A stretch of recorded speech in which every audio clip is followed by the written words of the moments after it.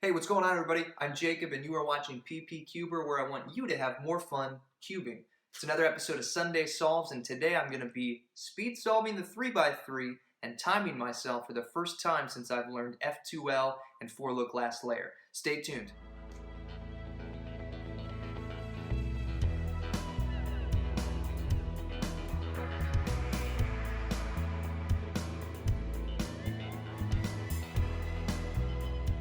What's going on, and welcome back to another episode of Sunday Solves from PP Cuber. If you've been keeping track, I've been speed solving for about 2 months now, and I started off with the cubical beginner method.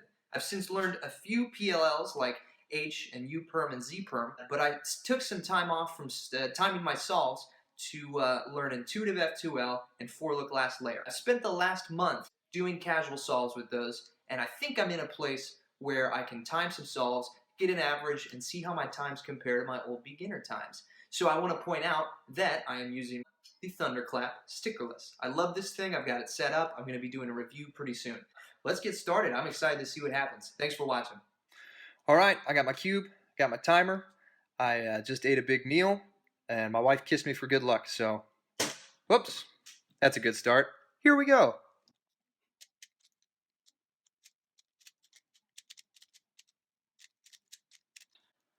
Inspection.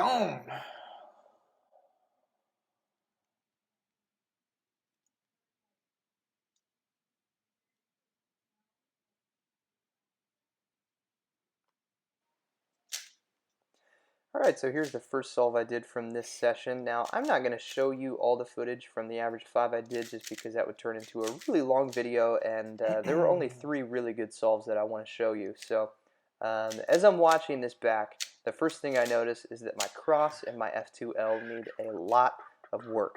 And I know that that's something that's just going to happen with time.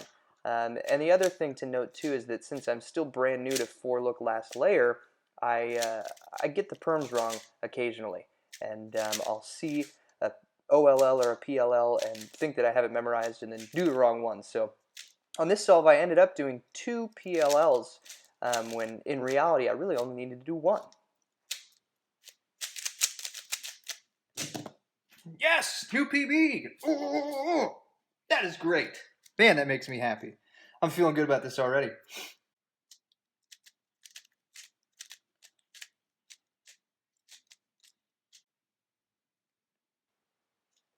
So riding off the momentum of that last solve, which was a PB for me, I totally destroyed this solve. I mean, you'll watch the time rise throughout the sped up footage, but I ruined everything. My cross, my F2L, during an OLL, I ended up just completely ruining my whole first layer, and I thought I had a corner twist, and then I realized that corner was white. So that's gonna be my slowest time. Real proud moment for me. But either way, I got through it, and I didn't DNF. So I'm happy with that, I guess.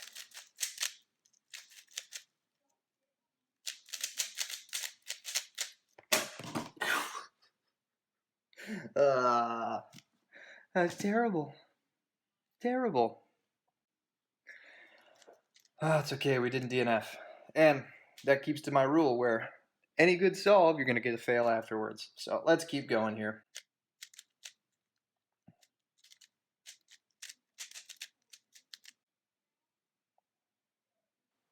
Alright, so here's solve number 3. Remember, I'm coming off that terrible solve right beforehand. And this solve I think I am most proud of because I feel like I performed very efficiently. My cross, my F2L, my OLL, my PLL, I did everything right. And in the first solve, even though it's a PB, I still did the wrong PLL the first time.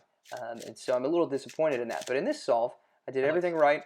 I ended up with a time that is still really good for me. And that's why I wanted to share it with you. Another good time. Yes, I like that. Alright, so here's the stats for that session. You can see my best was 48, worst was 151, and the average of 5 was 107 to 47. Okay, if we dig deeper into all those times, you can see there's a very consistent pattern of inconsistency. 48, 151, 55, 57, 129.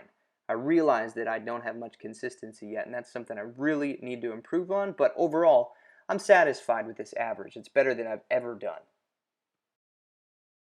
Alright, now here was my best average of 5 from before. 105, 131 is a best and a worst with an average of 5 of 112.8. Now, if we dig into those deeper, you see that I am much more consistent. There's only one outlier with that 131. Everything else is anywhere from 105 to 115-ish, which is something I really want to achieve again. I would love for my CFOP times to be as consistent as my beginner times were, but that's something I'm going to have to work on. All right, that was awesome. It started off with a PB, and then I got an even better PB in the middle of the average of 5. So I'm really happy. I wasn't sure if I was going to beat my old times, to be honest, because when I started learning F2L and felt like I got it, I timed a few solves, and they were not that pretty.